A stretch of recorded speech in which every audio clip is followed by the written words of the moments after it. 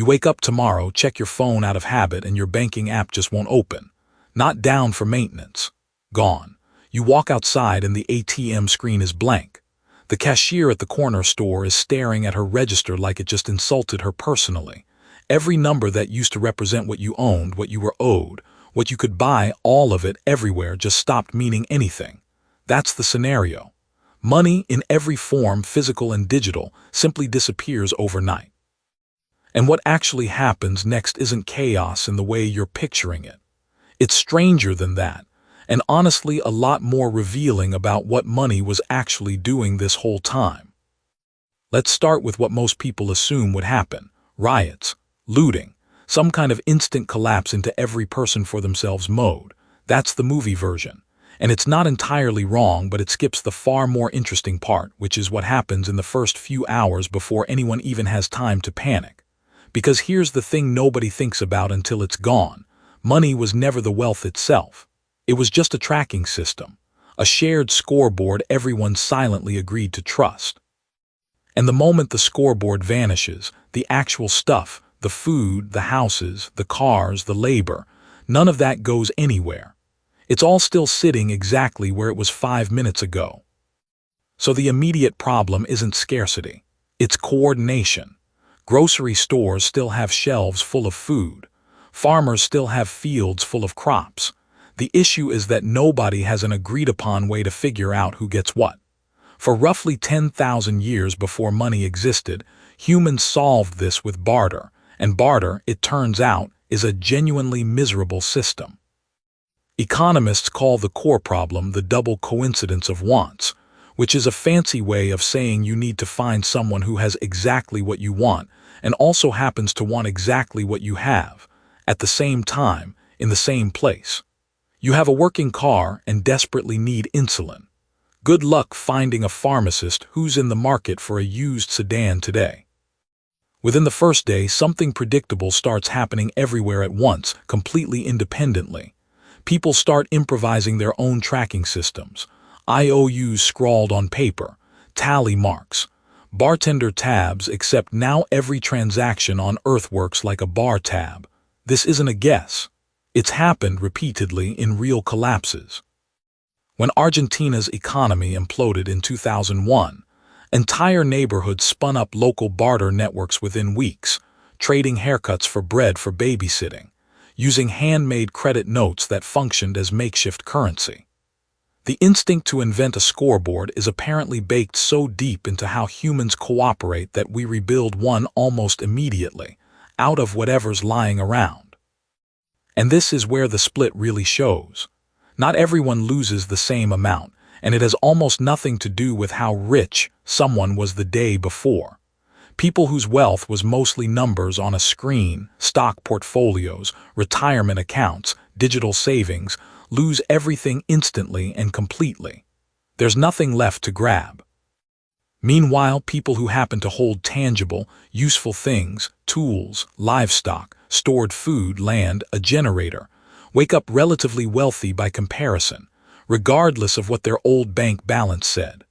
Overnight, the entire ranking of who's well off gets scrambled based on one variable nobody was optimizing for the day before: how physical your assets actually were. Debt disappears too, and this part sounds like great news until you think it through. Every mortgage, every credit card balance, every student loan, all of it was just an entry in the same vanished ledger. On paper, billions of people become debt-free simultaneously. But the banks that were owed that money don't just shrug it off. Entire financial institutions exist because of the promise that debts get repaid. Remove that promise and the institutions built on top of it don't downsize, they evaporate, taking employment, insurance, and every service tied to them down with them. The debt vanishing isn't a gift. It's a structural collapse wearing a gift's clothing.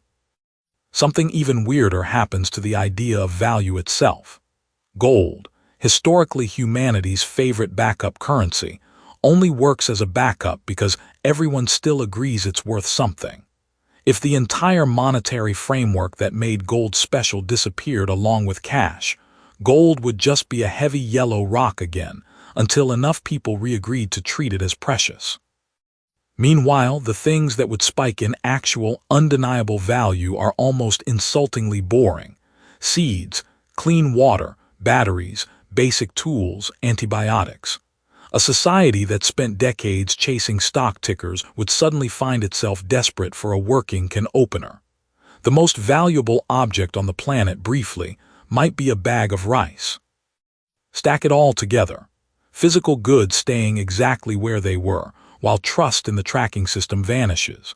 Barter reappearing almost instantly, because the instinct to keep score is older than money itself. Wealth reshuffling around who holds tangible assets instead of who had the biggest account balance. Debt collapsing entire institutions instead of freeing anyone. And value quietly relocating itself onto whatever keeps a person alive this week, not whatever used to look good in a portfolio. Why humans agreed to trust a shared scoreboard made of paper and numbers in the first place, that's honestly a strange enough story for its own video. One more thing before we move on, because it always comes up. Wouldn't a new currency just get invented within days? Almost certainly, yes. Throughout history, whenever official currency has collapsed from post-war Germany to occupied prison camps, something else has stepped in to do the job almost immediately. In 1945 Germany, cigarettes functioned as an entire working currency, with an actual tracked exchange rate against goods and services, used by people who didn't even smoke. In WWII prisoner of war camps, economists later documented, cigarettes again became the de facto money, complete with informal price levels and even a black market. It didn't matter what the object was. What mattered was that everyone could agree it was scarce, portable, and hard to fake. Money isn't really currency. Currency is just whatever object a group of people happens to agree on next. So what would actually determine who came out ahead in this scenario? Mostly not intelligence or ambition, mostly proximity to something useful. People with practical skills, growing food, fixing machines, basic medical knowledge, would suddenly matter enormously more than people whose skills only made sense inside a monetary economy. Physical location matters too. A farming community has an obvious advantage a dense city block doesn't, and existing relationships matter more than either. Trust, in the absence of a currency to formalize it, becomes the actual currency. The neighbor who already trusts you enough to trade with you on a handshake is now worth more than any amount of vanished digital savings ever was. Back to that morning. Blank ATM screen, frozen register, a phone full of numbers that mean nothing anymore. It looks like the end of something. It's actually just the reveal of something that was always true underneath the numbers, that the food, the tools, the skills, and the people around you were the real economy the entire time. Money was just the story everyone agreed to tell about who deserved what. And for exactly one confusing morning, nobody would be telling that story anymore.